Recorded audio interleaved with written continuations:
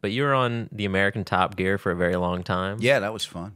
That's so is that where the mole thing came out from? Yeah, or was the mole before that? Speedy Beardy and the Mole is our alter ego for the three of us on the show. Yeah, we all started. That show was great, and I love those two idiots. And those, I mean Rutledge Wood and Tanner Fouts, because we just went all over the world, and they put me they flew me to Germany. Yeah. They put me on the Autobahn. They gave me the brand new Lamborghini Hurricane. They put me in the left lane, and they said, "Go." Jeez. Put my foot in that thing, and I hit 173. And if you're planning on doing it, it's exhilarating and fucking stupid. Yeah, I bet. Because you're just flying past these people making a TV show, and Inga's just going to work. You know, it's just drifting into the left lane, and it's all over. Are you a that big goes car along guy? like the mountains too, right? Like What? the Autobahn? It's this whole it's a 2-lane highway with no speed limit. Yeah, Jesus. Yeah. Ugh. Yeah, I loved cars. I love cars from my day. I can't fix them. That's the thing, is I don't have the if-then go-to state. And the carburetor's gone now, so I don't even know how it works anymore. Now you don't need a wrench anymore. You need a computer. You Yeah, gotta it sucks reflash the hard drive. because the carburetor is one of the only parts that the average person can at least name. You can point to it. Yeah. It's on Yeah. top. It's under the air filter. Like if you're like driving with your girlfriend and then the car breaks down and you got to like at least step out and act like you know what you're doing. It's Yeah. like alternator, carburetor. Now, I don't necessarily know where those are in the car, but as long as I know the names of them, it makes Yeah. me seem semi-legitimate. Well, I would look at it. I'm going, well, it's not getting gas or flooded. It's not getting a spark. It could be the rotor. It could be the coil. Either way, we're calling someone to come get us, honey. I figured you were a car guy because when we went to the rental thing, it was like a bunch of like random like not great cars, and then she pulled up to the Dodge Charger for you, and Yeah. she started the engine. It like blew me out of. I was like, okay, There you go, baby. you're on this to go to Dunkin' Donuts. Okay? I'm driving back to New York with a Hemi. Yeah. Hell yeah. Yep. Does do anyone at like rental places ever be like, wait a second, Yeah. are you the mole? Hell yeah. Yeah, I get that. The other thing that happened was when the show was on the air, I would get picked up at the airport. You know, the guy in a car pick you up, puts the car in the back, and it always goes, Top Gear? Yeah, you want to see me hang it out? No, don't hang it out.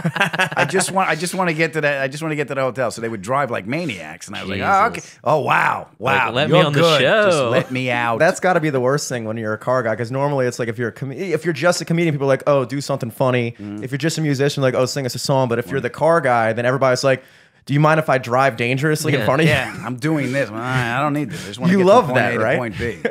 Jeez. So yeah, but I got to drive. I mean, they took the GT40, the actual race car that won Le Mans in '66. They took it out of the museum, and I got to drive it. Jeez. I only got to drive it 8 feet because it's a museum piece, but I got to drive it. So it's right-hand drive because it's a race car, and it was a European race car, so your steering wheel's on the other side. You got to turn on the oil filter. You got to, turn on the pump. You got to turn everything on. And it's big. The carburetor's right by your head, and it's rear engine. Start it up. Flames are shooting out of the carburetor. And the guys from the museum going, yeah, it does that. Like, not by my head. So I got to drive it past the camera, right? And it's a stick. So the clutch really isn't set up. So the clutch doesn't catch until my knee is in my throat. And this is the first time I'm driving this thing on camera. So big cams rolling. And I'm driving. I go right past the camera. Cut. The guys from the museum come over and goes, you did good. Most people stall it. That is a lost art, driving a manual yeah. vehicle. And I know. And a right-hand drive stick is weird. Now, how do you feel as a car guy? Is Yeah. there credence to manual cars driving better, or is that just Yeah, kind of they're a funner. pretentious? Okay. You're more engaged. There's more fun to do. You can rev match, which means you don't need a clutch to shift, so you're not transferring the weight in a turn. So when you go into a turn, you slow down. So the weight of the car, most cars are front engine, it goes the front engine will dive, and you transfer weight, and it slows you down. So if you could rev match, you're just you don't need the clutch anymore. Truckers do that. They rev match, so you just get the RPMs, and you go from one gear to another, and there's no weight transfer. That's what rev matching is? That's called rev match. It's fun, and when you can, and you can heel toe shifting. It's fun. It's a fun little thing to do. I know the theories. I'm not good at it. The but I closest know the I've ever theories. been is just putting my car into sport mode. There Yeah, you go. same. I don't really know if that's That's the just same- like a little switch. yeah. Yeah. It's like, dude, you just press down on the pedal, you Well, go do you like faster. to drive? I mean, it's definitely my favorite way of getting somewhere. Yeah, and here's why I like to drive. It's like I'm doing just enough to keep that screaming part of my mind busy. Yeah. But it's kind of, after a while, you zone. Like tonight, I'm going to drive. I'm going to do 2 shows tonight, if I get out of here alive. Yeah. I'm going to do 2 shows tonight, and then I'm going to get in the car, the Charger, and I got I got an Audible account, so I'll listen to a lecture, I'll listen to a book or something on the way home. It's just me in my car heading home, middle of the night, no traffic. I love that. Do you get any sort of like anxiety when you're driving a car you're not familiar with? Because whenever I pick up a rental car, it takes like at least a day, honestly, to acclimate myself to the car. I don't really know what I'm doing. But I've had a different experience than you, Jimmy. I've driven so many, because they threw me into pieces of shit and drive around that corner. You're going to jump this thing with this thing. So, it's like... Yeah, I read something where they put you guys in like a remote-controlled Camry or something. Oh, yeah. They put us in a remote-controlled Camry. Me and Rutledge Wood are in the back, and they lost... And we're right by a cliff. Jesus. So we hit a tree. The remote didn't work, and I'm like, all right, this is it. So they the did all remote kinds of failed, shit. and it just kept going. And it kept going. Oh, my God. And we ended up... I think we ended up sliding into a tree. That's good. And I'm like, all right. Yeah, it was... You're in a than a fucked up cliff. situation when that's the best thing that happened was, we hit a tree. It's like, oh, great. Yeah, there was so many things we That's did. good. I Glad to almost hear that. drowned in Lake Ontario. We made amphibious boats, and I had a Jeep Wrangler, and I put it on a Boston Whaler. So I was driving, and I had an airboat motor behind me.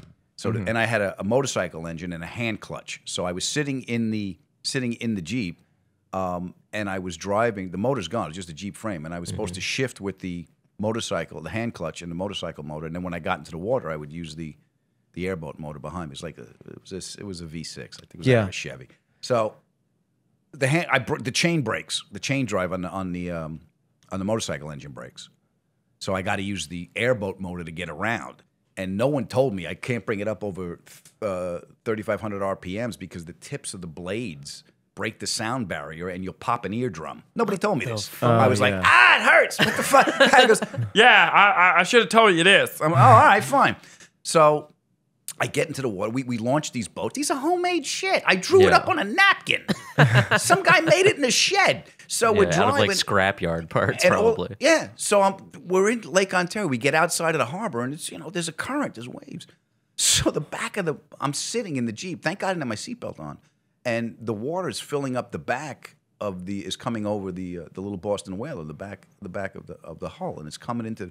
So the weight balance is going. There's a V6 motor in the back of this thing. It doesn't take much to tip the weight balance, and all of a sudden God said, "I want that," and the thing just sunk. Jesus. I think it might be on my Facebook page. There's a helicopter shot, because we had helicopters in, there wasn't a drone. The helicopter shot, and you just see the thing disappear. It's not like you can see it floating under the water like a shark or something. Yeah. It's gone. And there I am. gone. There I am, just floating with a life jacket and a World War II Army helmet on.